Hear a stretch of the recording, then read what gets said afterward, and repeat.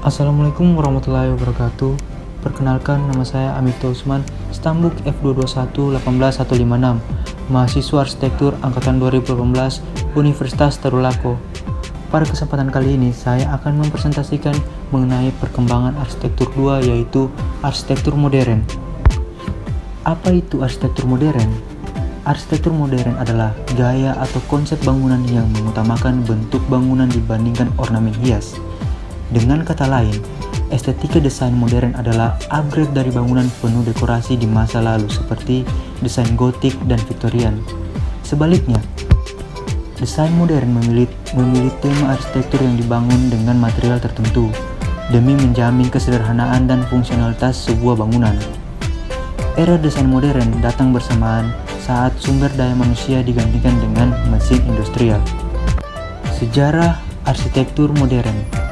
Gaya arsitektur modern merupakan gaya arsitektur statis yang berkembang pada masa pra-industrial sebagai bentuk dari revolusi dari gaya arsitektur tradisional. Gaya arsitektur ini biasanya dikaitkan dengan gaya arsitektur yang berkembang pada era 1920-an hingga 1950-an.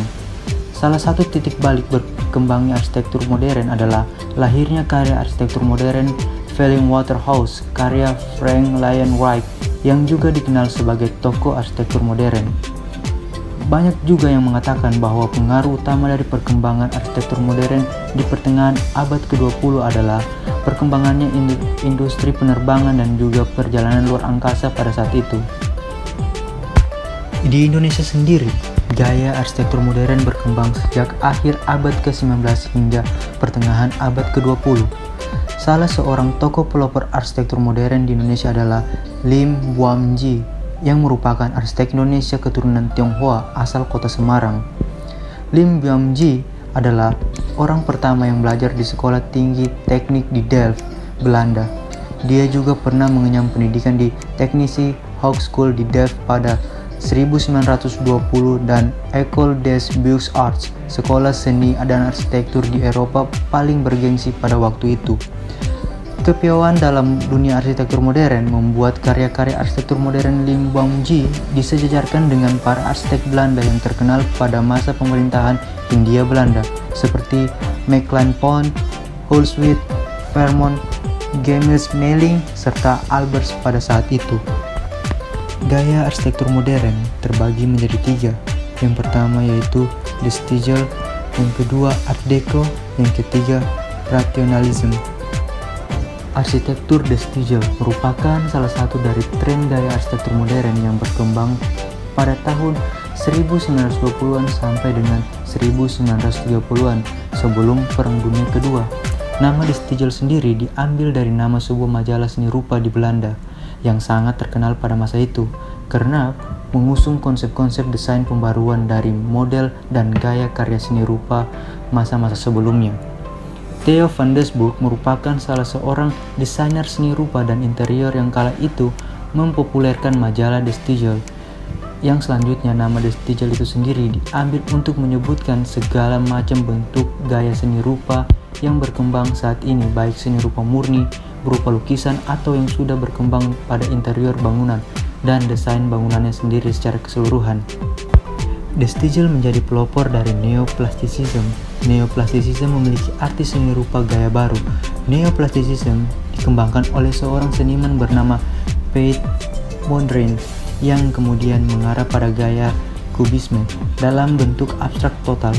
Warna dasar menjadi ciri utama dari Mondrian adalah warna merah, kuning, dan biru, sehingga dalam suatu karya, baik itu merupakan karya arsitektur maupun karya lainnya, akan memiliki ciri khas warna Mondrian dalam penggunaan warnanya.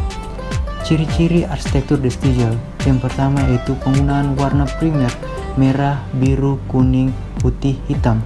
Yang kedua yaitu garis-garis pembatas warna yang kontras. Yang ketiga, komposisinya adalah harmoni kontras. Yang keempat, memunculkan bentuk yang dinamis. Arsitektur tidak dipandang sebagai selubung bangunan yang mati, tapi mencerminkan ruang dan waktu. Yang kelima yaitu diwujudkan dengan bentuk-bentuk yang ringan, permainan bidang-bidang pencahayaan. Yang keenam dan terakhir, permainan cahaya dan penggunaan warna Premier. Deco.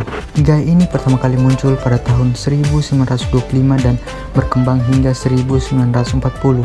Nama Art Deco berasal dari pameran yang berjudul Paris Exposition des Arts Décoratifs et Industries pada tahun 1925 di Prancis. Art Deco secara sederhana adalah gabungan dari berbagai gaya dan aliran pada awal abad ke-20. Termasuk dalam hal ini adalah gaya Kubisme, Modernisme, Bauhaus, Art Nouveau, dan Futurisme. Dalam desain grafis, tokoh Art Deco yang terkenal terutama di Prancis adalah A.M. Cassandra dan Jean Carlo. Pada desain Art Deco, banyak menggunakan gradasi warna yang halus serta warna yang mengesankan efek kilauan atau lengkungan logam. Desain Art Deco banyak menggunakan bahan-bahan mahal dan sedikit ornamen hias.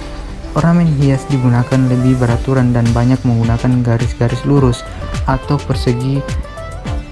Art Deco juga disebut gaya modern, sebuah perkembangan dalam seni dekoratif dan arsitektur yang menjadi gaya utama di Eropa Barat dan Amerika Serikat selama tahun 1930-an.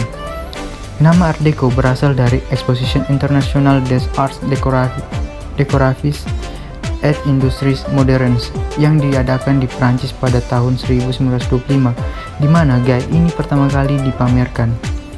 Desain Art Deco yang diwakili modernisme berubah menjadi mode.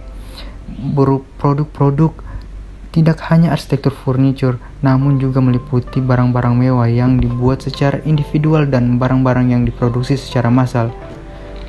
Tujuan produk Art Deco adalah untuk menciptakan keagungan yang halus, anti-tradisi, dan melambangkan kekayaan dan kecanggihan. Ciri-ciri desain Art Deco. Yang pertama yaitu adanya ziggurat, yang kedua bangunan dengan sisi melengkung, yang ketiga atap bangunan yang datar, yang keempat menggunakan glass block, yang kelima penggunaan warna yang variatif, yang keenam menonjolkan unsur abstrak, yang ketujuh gaya lampu yang khas. Arsitektur rasionalisme adalah aliran yang memandang keindahan dari suatu bangunan akan timbul dari fungsi elemen-elemen dari bangunan tersebut, bukan dari pola keindahan arsitektur itu sendiri. Dalam artian, aliran ini lebih pada pemikiran yang logis, rasional, dan menekankan pada dimensi waktu. Dengan demikian, akan terbentuklah suatu bangunan murni tanpa unsur-unsur hiasan, estetika, ataupun ornamen-ornamen seperti berbentuk komposisi balok, kubus, dan sebagainya. Tokoh-tokoh aliran ini seperti Le Corbusier, Pierre Jarnert, Henry Sauvage, dan Franz Jordan, Auguste Perret, dan Tony Garnier, dan banyak lainnya. Identifikasi bangunan. Bangunan yang pertama yaitu Art Deco. Setelah diidentifikasi, bangunan ini merupakan bangunan yang memiliki gaya Art Deco. Jika dilihat dari bentuknya yang merupakan bentuk masif dengan atapnya yang datar, tampak dari luar seperti menggunakan bahan kaca dan granit, atau bisa juga perunggu. Permukaan dinding yang halus seringkali plesteran batu dan logam berwajah halus. Polikromi seringkali dengan warna cerah, bentuk yang disederhanakan dan efisien. Desain geometris termasuk zigzag, tanda pangkat, menara, dan proyeksi vertikal lainnya, menghadirkan penekanan vertikal, bahan konstruksi mesin, dan seringkali logam untuk fitur dekoratif. Yang kedua adalah bangunan destigel. Bangunan tersebut memiliki bentuk destigel, juga dikenal sebagai neoplastisism, dimulai pada tahun 1917. Destigel merupakan aliran arsitektur yang diilhami dari seni lukis. Dalam karya seninya lebih mengutamakan bentuk-bentuk abstrak yang lebih sederhana. Setelah diidentifikasi, terdapat beberapa karakteristik bangunan, diantaranya adanya permainan bidang-bidang yang menonjol, permainan datar, hubungan antar ruang yang harmonis dan selaras, fungsionis dan konstinuous. Dibangun menggunakan dasar warna dan garis dari konsep destigel. Penerapan konsep destigel pada Skronderhuis terletak pada warna bangunan yang bentuk bangunan yang menggunakan garis dasar vertikal dan horizontal. Penggunaan warna dapat kita lihat salah satunya dari jendela. Pada jendela depan, kaca dikelilingi oleh warna hitam. Hitam adalah karena tidak adanya pantulan cahaya. Warna hitam ini digunakan untuk memunculkan kontras antara partisi jendela, lalu di antara garis horizontal warna hitam, Rietveld menghilangkannya dengan garis vertikal menggunakan warna Premier Art yaitu warna merah, kuning, dan biru. Hal ini dikarenakan dalam Stiegel perumpamaan terjadi karena penyatuan warna dan garis. Yang ketiga yaitu rationalism. Bangunan ini adalah salah satu bentuk bangunan Italian rationalism, dan bentuknya rationalism merupakan arus arsitektur yang banyak berkembang dari Italia pada tahun 1920-an hingga 1930-an. Vitruvius pernah mengklaim dalam karya De Architectural bahwa arsitektur adalah ilmu yang dapat dipahami secara rasional. Formulasi ini diambil dan dikembangkan lebih lanjut dalam risalah arsitektur Renaissance. Bangunan ini sangat memaksimalkan lahan konstruksi dan strukturnya pun terlihat sama sekali tidak menonjolkan unsur estetika dan tidak adanya penggunaan ornamen-ornamen maupun hiasan sehingga hanya terlihat suatu bangunan yang berbentuk balok.